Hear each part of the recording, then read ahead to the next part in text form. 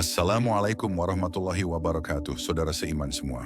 Sebelum kita mulai kajian hari ini, mari kita luruskan hati, kita lembutkan jiwa, dan kita hadirkan perasaan bahwa setiap ilmu yang kita bahas adalah karena kasih sayang Allah.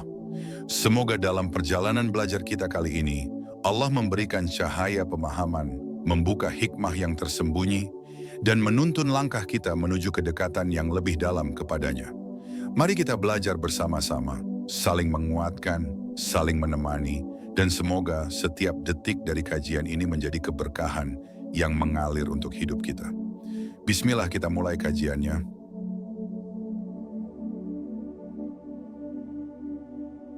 Ketika hati menemukan bahwa Allah tidak pernah meninggalkan kita. Dalam kehidupan, setiap manusia pernah merasakan gelapnya kegelisahan, seolah dunia menutup pintunya dan tidak memberi ruang untuk bernapas. Pada saat-saat seperti itu, banyak orang bertanya dalam hati, apakah Allah masih melihatku? Apakah Allah masih peduli? Pertanyaan itu muncul bukan karena kita tidak percaya, tetapi karena hati sedang lemah dan membutuhkan sentuhan dari ayat-ayat Allah yang menenangkan jiwa.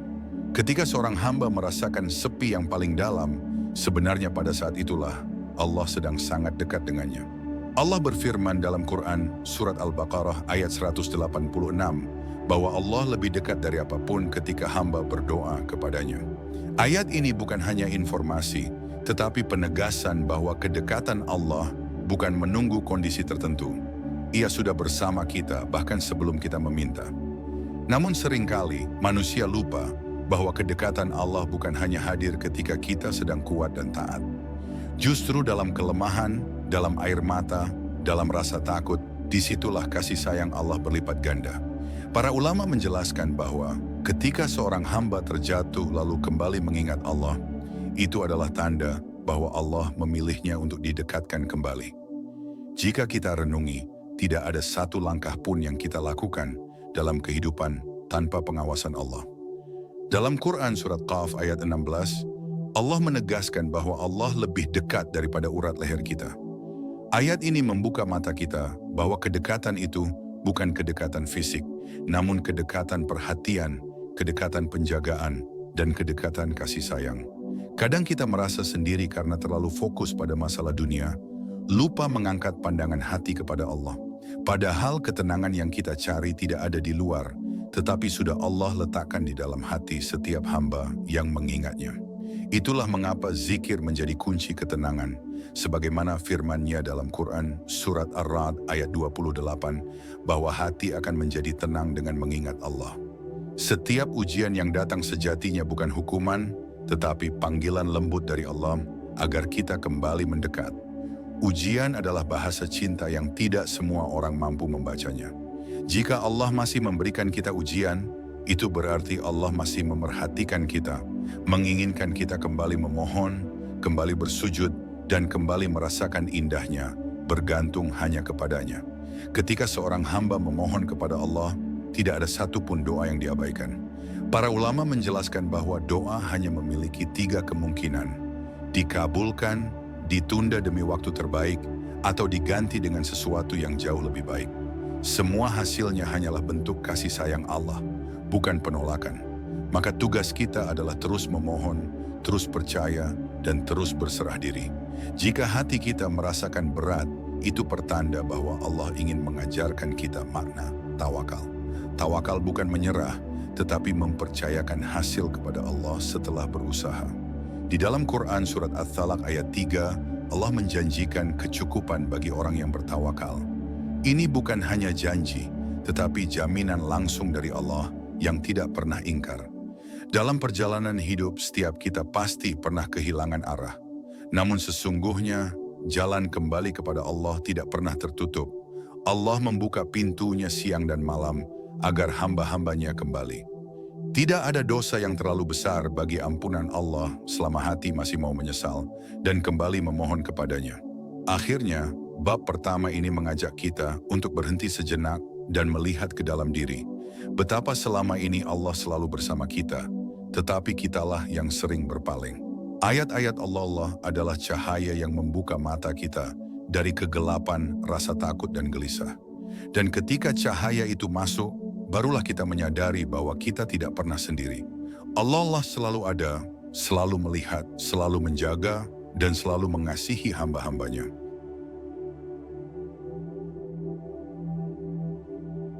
Saat ayat-ayat Allah menuntun langkah kita, setiap manusia berjalan dalam hidup dengan membawa beban, harapan, dan keresahan yang tidak selalu terlihat oleh orang lain. Ada yang tersenyum, namun hatinya retak. Ada yang kuat di luar, tapi rapuh di dalam. Di tengah perjalanan yang melelahkan itu, Allah menurunkan ayat-ayatnya sebagai penuntun, seakan berkata dengan penuh kasih, "Jangan berjalan sendirian, aku bersamamu." Inilah yang membuat Al-Quran begitu hidup. Ia bukan sekadar tulisan, tetapi cahaya bagi hati yang ingin menemukan arah. Dalam Quran Surat Al-Baqarah ayat 257, Allah berfirman bahwa Allah adalah pelindung bagi orang-orang yang beriman, dan Allah mengeluarkan mereka dari kegelapan menuju cahaya. Ayat ini adalah penjelasan bahwa hidup tidak akan pernah benar-benar gelap bagi orang yang masih mau mendekat kepada Allah. Meskipun situasi di luar terlihat kacau, di dalam hati masih ada cahaya yang Allah jaga agar hambanya mampu bangkit kembali. Ketika seseorang berpegang pada ayat-ayat Allah, ia tidak lagi berjalan dengan rasa takut yang sama seperti sebelumnya. Banyak ulama menjelaskan bahwa keajaiban ayat-ayat Allah bukan hanya pada maknanya, tetapi pada bagaimana ayat itu menembus hati. Kadang kita membaca ayat yang sama bertahun-tahun, tetapi baru pada suatu hari ayat itu terasa seperti pesan khusus dari Allah. Itulah saat ketika Allah membukakan pintu pemahaman kepada kita. Ada kalanya manusia tidak mampu memahami hikmah di balik apa yang terjadi dalam hidupnya. Namun Quran Surat Al-Baqarah ayat 216 mengingatkan bahwa boleh jadi sesuatu yang kita benci justru membawa kebaikan, dan sesuatu yang kita sukai justru membawa keburukan. Ayat ini mengajarkan bahwa pengetahuan Allah jauh lebih luas daripada pandangan manusia. Yang kita lihat hanya satu sisi, sedang Allah melihat keseluruhan. Dalam setiap ujian, Allah tidak hanya memberikan kesulitan, tetapi juga kekuatan yang seimbang. Para ulama menjelaskan bahwa ketika Allah menguji seorang hamba, itu berarti Allah percaya hamba tersebut mampu melewatinya.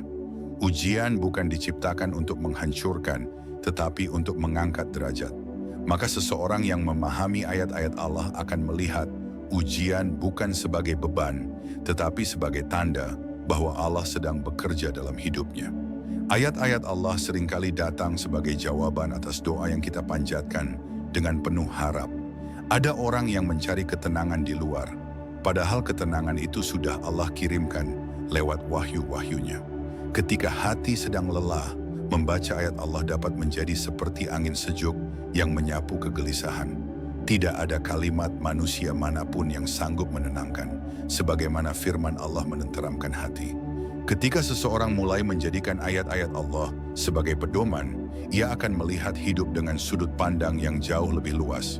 Ia tidak lagi mudah kecewa, karena ia memahami bahwa semua berjalan atas izin Allah. Ia tidak lagi gelisah berlebihan, karena ia yakin Allah sudah menulis takdir dengan sempurna. Hatinya menjadi lembut, namun kuat, tenang, namun tegas dalam kebenaran. Dalam Quran Surat Az-Zumar ayat 53, Allah memanggil hamba-hambanya yang melampaui batas untuk tidak berputus asa dari rahmat-Nya. Ini adalah panggilan yang begitu lembut dan penuh kasih, seolah Allah ingin memastikan bahwa tidak ada seorang pun yang merasa tertolak. Ayat ini membuat setiap hamba menyadari bahwa bagaimanapun kelam masa lalunya, pintu Allah tetap terbuka lebar baginya. Ketika ayat-ayat Allah mulai mengisi hati seseorang, ia akan melihat bahwa hidupnya mulai berubah pelan-pelan. Cara berpikirnya berubah, cara memandang masalah berubah, dan cara merasakan kehadiran Allah pun semakin mendalam. Perubahan ini tidak selalu terlihat oleh orang lain, tetapi sangat terasa di dalam diri.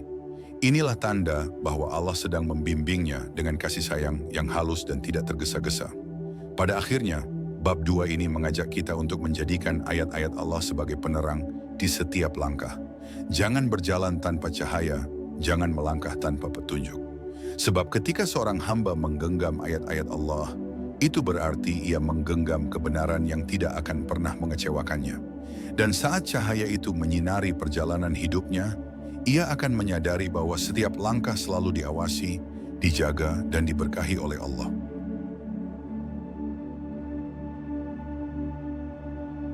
Ketika hati belajar menyandarkan segalanya kepada Allah.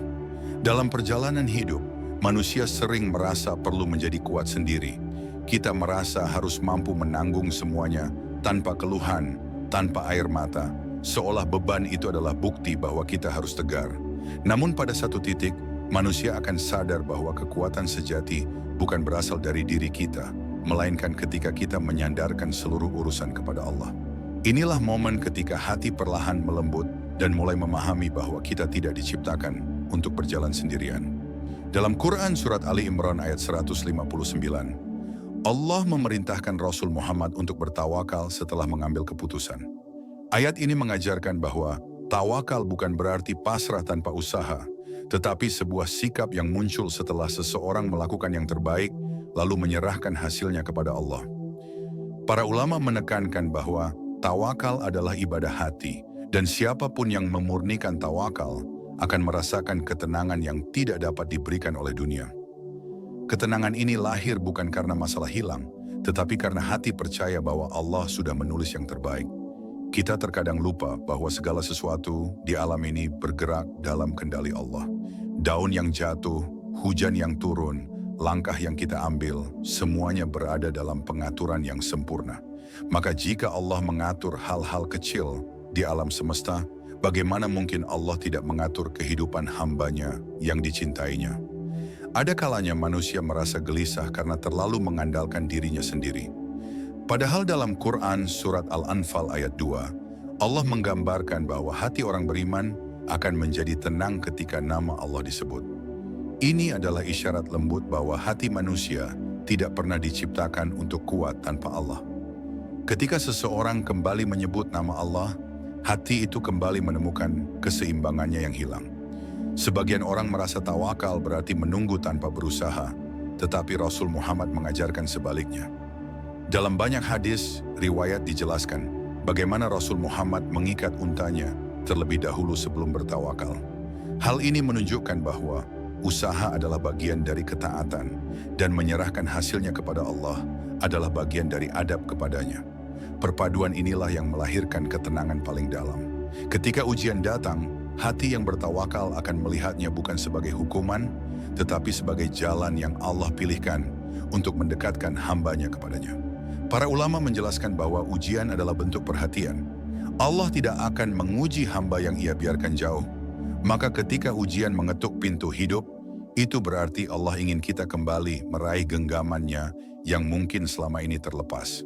Seseorang yang bersandar kepada Allah tidak lagi menilai hidup dari apa yang ia miliki atau kehilangan. Ia menilai dari sejauh mana hatinya dekat dengan Allah. Kehilangan tidak membuatnya hancur dan keberhasilan tidak membuatnya sombong. Sebab ia tahu bahwa semua adalah titipan yang sewaktu-waktu bisa kembali kepada yang memiliki, Allah. Inilah sikap yang menjadikan hati kuat dan lembut sekaligus. Dalam Quran Surat At-Talaq ayat 2-3, Allah menjanjikan jalan keluar bagi siapa saja yang bertakwa dan bertawakal. Janji ini begitu besar, sampai-sampai para ulama menyebutnya sebagai ayat yang membuat hamba merasa diangkat derajatnya. Bila Allah sendiri yang menjamin jalan keluar, maka apa yang perlu ditakuti, apa yang perlu diragukan? Inilah ayat yang membesarkan hati mereka yang sedang mencari kepastian. Saat seseorang benar-benar bersandar kepada Allah, ia akan merasakan bahwa setiap kejadian, baik atau buruk, selalu membawa pesan. Ia mulai memahami bahwa Allah tidak pernah menulis sesuatu dengan sia-sia. Bahkan sesuatu yang tampak menyakitkan bisa menjadi pintu besar menuju kemuliaan. Hanya saja, hati perlu dilatih untuk melihat dengan cahaya iman, bukan dengan gelapnya hawa nafsu. Pada akhirnya, bab 3 ini mengingatkan kita bahwa tawakal bukan sekadar konsep, tetapi perjalanan hati. Perjalanan untuk melepaskan ketakutan, meninggalkan kesombongan, dan memeluk keyakinan bahwa Allah adalah satu-satunya tempat bersandar. Ketika hati sudah menemukan sandaran sejati itu, maka hidup tidak lagi terasa berat. Sebab seseorang yang menyandarkan hatinya kepada Allah akan selalu dituntun, dijaga, dan dipeluk oleh kasih sayang-Nya di setiap langkah.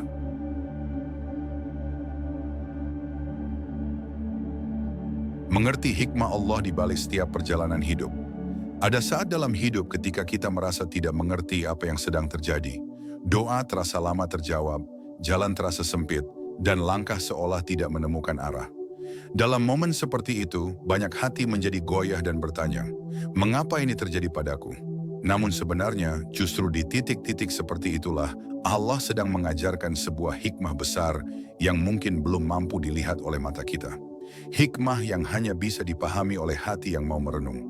Dalam Quran Surat An-Nisa ayat 19, Allah menyatakan bahwa terkadang sesuatu yang kita benci mengandung kebaikan yang besar. Ayat ini menguatkan pesan yang juga terdapat dalam ayat lain bahwa pengetahuan Allah meliputi segala sesuatu, sementara manusia tidak mengetahui apapun kecuali sedikit. Maka apapun yang hadir dalam hidup kita, baik atau buruk menurut pandangan kita, sesungguhnya sedang membawa pelajaran yang Allah rancang secara sempurna. Ada ujian yang datang tiba-tiba, seolah merobohkan rencana yang sudah dibangun lama. Namun para ulama mengingatkan bahwa rencana Allah selalu lebih baik daripada rencana kita sendiri. Allah tidak mengambil sesuatu kecuali untuk menggantikannya dengan yang lebih baik, meski kadang kita belum mampu melihatnya saat itu juga. Seperti awan gelap yang menutupi matahari, namun di balik awan itu cahaya tidak pernah padam. Dalam Quran Surat Yusuf ayat 21, Allah menjelaskan bahwa Allah Maha Menang atas urusannya, tetapi banyak manusia tidak mengetahuinya. Ayat ini menjadi isyarat bahwa Allah bekerja dalam diam, mengatur segala sesuatu dengan cara yang jauh melampaui kemampuan manusia untuk memahami. Ketika hati percaya bahwa Allah selalu bekerja, maka kecewa yang biasanya membakar hati akan berubah menjadi tenang yang menenteramkan. Kadang kita merasa perjalanan yang kita lalui penuh hambatan, padahal sejatinya Allah sedang memalingkan kita dari sesuatu yang berbahaya. Para ulama menggambarkan hikmah ini seperti seorang ibu yang menjauhkan anaknya dari api, meskipun sang anak tidak memahami alasannya. Begitu pula Allah menjaga hamba-hambanya dari hal-hal yang tidak mereka sadari, meski hati mereka tidak mengerti pada awalnya. Setiap kehilangan membawa luka, tetapi juga membawa pelajaran.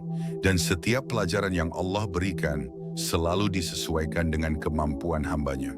Inilah sebabnya dalam Quran Surat Al-Baqarah ayat 286, Allah menegaskan bahwa Allah tidak membebani seseorang melampaui kemampuannya. Ayat ini bukan hanya penghibur tetapi sekaligus penegasan bahwa setiap ujian sudah terukur, sudah disesuaikan, dan sudah Allah letakkan dengan penuh kasih. Hikmah terbesar dalam ujian adalah ketika hati akhirnya kembali kepada Allah dengan penuh kejujuran. Terkadang ujian bukan untuk mengubah keadaan luar kita, tetapi untuk mengembalikan keadaan dalam kita. Hati yang mungkin selama ini jauh, lalai, atau terlalu terpaut pada dunia.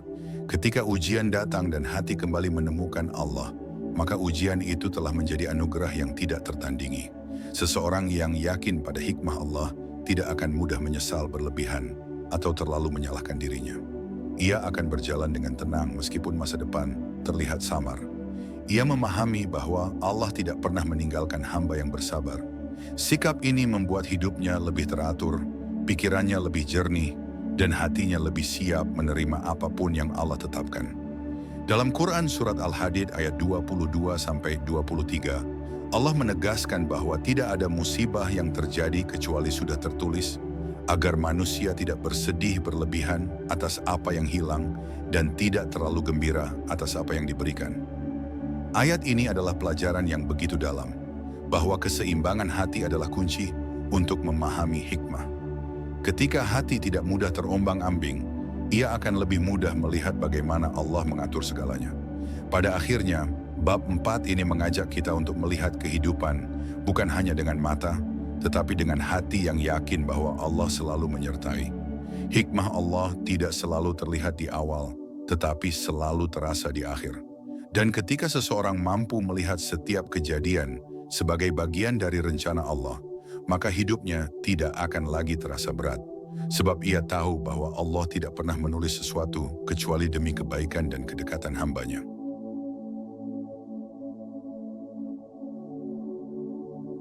Ketika doa menjadi jalan terdekat menuju Allah, Ada saat ketika manusia merasa tidak punya siapapun untuk bercerita. Tidak ada tempat untuk bersandar, tidak ada telinga yang mampu mendengar dengan benar, tidak ada bahu yang kuat menahan semua kesedihan. Pada saat seperti itu, kebanyakan orang lupa bahwa pintu langit tidak pernah tertutup. Doa selalu menjadi jalan yang paling dekat untuk kembali kepada Allah. Tidak ada jarak, tidak ada antrean, dan tidak ada batasan waktu. Doa adalah bahasa hati yang langsung didengar oleh Allah tanpa terlewat sedikit pun. Dalam Quran Surat Ghafir ayat 60, Allah memerintahkan manusia untuk berdoa dengan janji akan mengabulkannya. Janji ini bukan sekadar ungkapan, tetapi sebuah kepastian dari Zat yang tidak pernah mengingkari janji. Ketika ayat ini turun ke dalam hati, seseorang akan merasakan betapa besar perhatian Allah kepada hambanya. Allah sendiri yang memintamu datang, memintamu memohon, memintamu mendekat. Betapa sayangnya Allah kepada hamba-hambanya. Namun seringkali manusia salah paham tentang doa. Banyak yang merasa kecewa karena doa tidak langsung terjawab.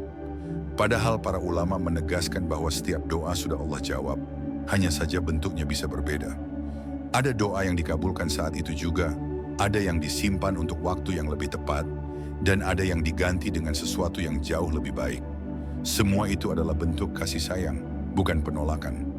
Allah tidak pernah menolak doa hamba yang datang dengan hati yang tulus.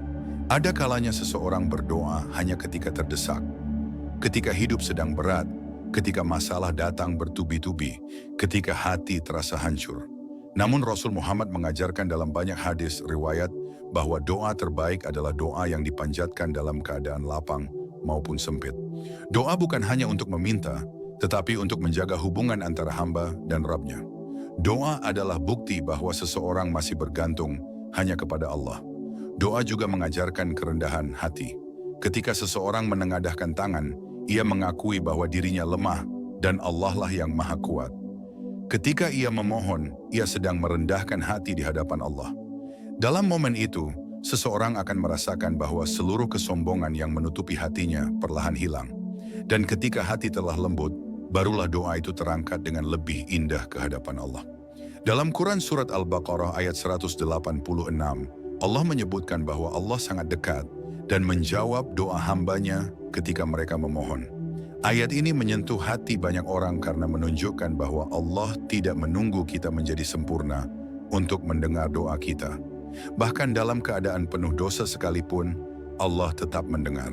Yang penting adalah kejujuran di dalam dada saat memohon kepadanya. Allah lah lebih melihat hati daripada ucapan. Ketika hati sedang sedih, doa adalah jalan paling lembut untuk bangkit. Saat seseorang menangis di hadapan Allah lah, air mata itu menjadi saksi bahwa hatinya masih hidup. Tidak ada air mata yang jatuh sia-sia ketika ditumpahkan dalam doa. Para ulama berkata, doa yang disertai air mata adalah tanda bahwa Allah sedang melembutkan hati. Dan hati yang lembut adalah hati yang paling dicintai oleh Allah. Ada orang yang merasa doanya tidak layak karena merasa dirinya banyak salah. Namun Quran Surat Az-Zumar ayat 53 memberikan harapan tanpa batas bahwa semua hamba, bahkan yang paling banyak berbuat salah, tidak boleh berputus asa dari rahmat Allah. Ayat ini seperti pelukan dari langit bagi hati-hati yang merasa tidak layak. Allah mencintai hamba yang kembali, meski datang dengan membawa beban yang berat dan masa lalu yang gelap. Seseorang yang memahami makna doa akan menjadikannya sebagai kebutuhan, bukan sekadar rutinitas.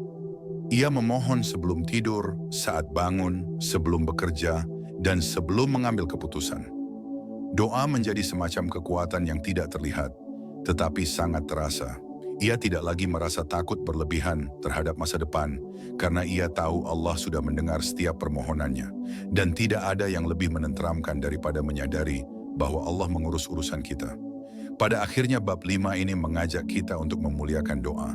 Doa adalah penghubung antara hati yang rapuh dengan Allah yang maha menguatkan. Doa adalah senjata mereka yang tidak punya apa-apa, tetapi berpegang pada Zat yang memiliki segalanya.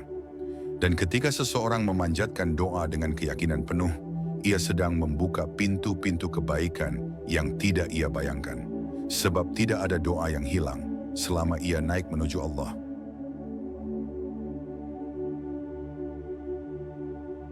Menemukan ketenangan. Ketika berserah diri kepada Allah, ada masa ketika hati manusia penuh dengan rencana, penuh harapan, dan penuh angan-angan tentang masa depan. Namun semakin jauh seseorang melangkah, ia akan sadar bahwa tidak semua yang ia rencanakan berjalan seperti yang diinginkan. Di titik inilah hati mulai belajar bahwa berserah diri kepada Allah bukan berarti berhenti berusaha, tetapi membiarkan Allah mengambil alih hal-hal yang berada di luar kendali kita. Berserah diri adalah bentuk kelegaan terbesar bagi jiwa.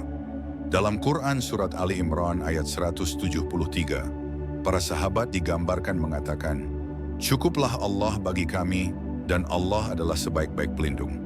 Kalimat ini keluar dari hati para sahabat ketika mereka berada pada masa yang penuh ancaman dan ketakutan.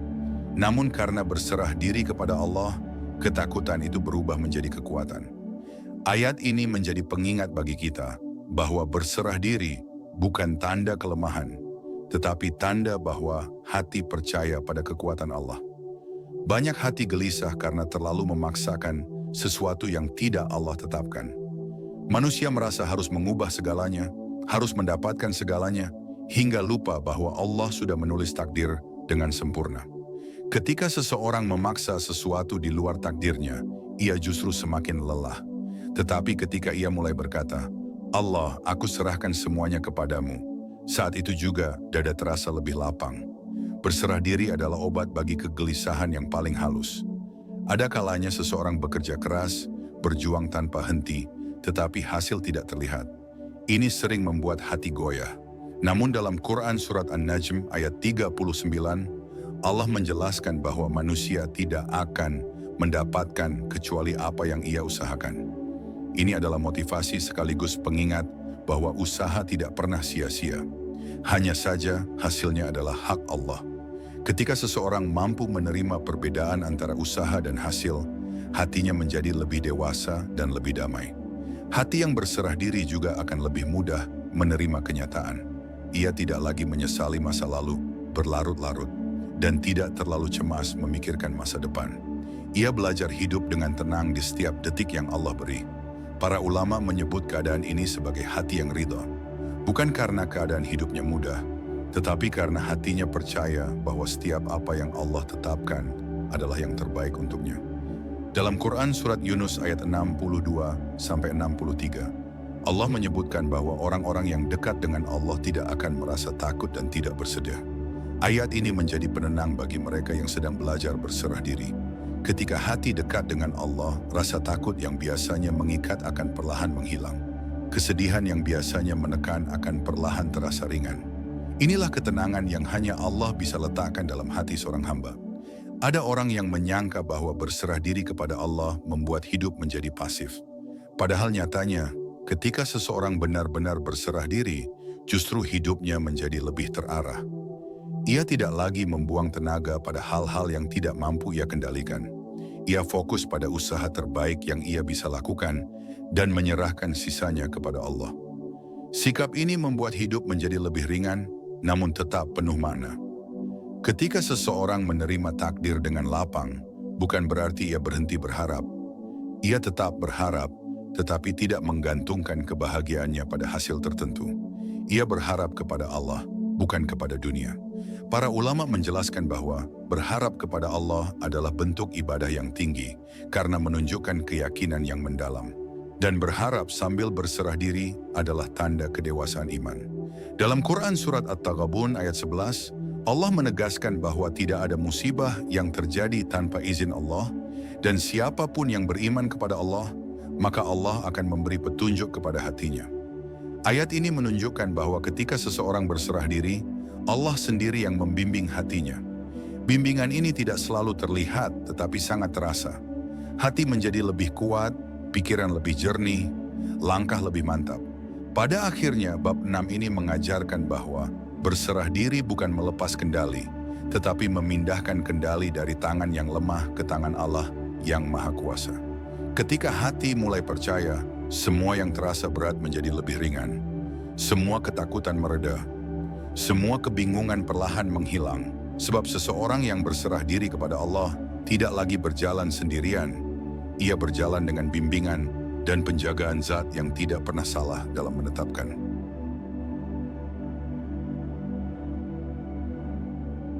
Ketika Allah mengobati luka batin yang tidak terlihat, ada luka yang tidak pernah kita ceritakan pada siapapun. Luka yang tersimpan di sudut hati paling dalam, luka karena kehilangan, kecewa, dikhianati, atau merasa tidak pernah cukup. Luka itu tidak tampak, namun terasa lebih sakit daripada luka fisik manapun. Namun disinilah letak rahmat Allah. Dia mengetahui luka yang tidak kita suarakan dan memahami perih yang tidak mampu kita jelaskan. Allah berfirman dalam Quran Surat Al-Baqarah ayat 12. 286. Allah tidak membebani seseorang melainkan sesuai dengan kesanggupannya. Ayat ini seperti pelukan dari langit. Allah sedang berkata kepada kita, "Engkau kuat, aku tahu batasmu. Aku tidak pernah membiarkanmu menanggung beban yang bukan untukmu." Kadang kita merasa hidup terlalu berat, namun sebenarnya bukan beban yang terlalu berat, tapi hati kita yang sedang lemah. Dan hanya Allah yang mampu menguatkan kembali hati yang retak. Rasulullah bersabda dalam contoh hadis riwayat Bukhari, "Ketahuilah, dalam tubuh ada segumpal daging. Jika ia baik, maka seluruh tubuh menjadi baik. Jika ia rusak, maka seluruh tubuh rusak. Segumpal daging itu adalah hati. Maka ketika hati terluka, segala yang kita lakukan terasa berat. Ibadah terasa hambar, hubungan terasa renggang, hidup terasa kosong. Namun jangan lupa, hati adalah milik Allah, dan yang memiliki hati pasti mampu menyembuhkannya." Bagaimana Allah mengobati hati yang terluka? Sunatu, dengan membuat kita mengingatnya. Sebab setiap kali kita berzikir, luka batin perlahan tersiram ketenangan. Ingatlah, hanya dengan mengingat Allah hati menjadi tenang. Quran Surat Ar-Ra'd ayat 28, Syardina 6. Kinam. 2. Dengan mendekatkan kita kepada doa. Doa bukan hanya permintaan, tetapi terapi jiwa. Saat kita berdoa, kita sedang menurunkan beban dari pundak dan menyerahkannya kepada Allah. Syari'ir Idarima. 3. Dengan mempertemukan kita dengan ujian yang membentuk. Bukan untuk menyiksa, tetapi untuk menguatkan. Agar setelah sembuh, hati kita menjadi lebih lembut, lebih paham, lebih dekat kepadanya. Urshano Wanishon Rihman. 4. Dengan menghadirkan malam sebagai tempat menyembuhkan. Ada luka yang hanya dapat sembuh melalui sujud panjang di keheningan malam.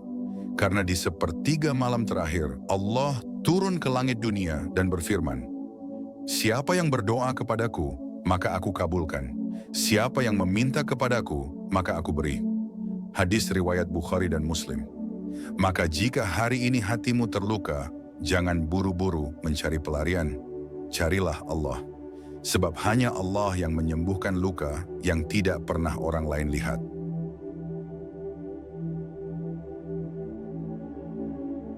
Ketika Al-Quran menjadi cahaya yang menuntun kita, pulang pada akhirnya setiap kegelisahan, setiap kebingungan, setiap luka, dan setiap perjalanan hidup akan membawa kita kembali pada satu hal.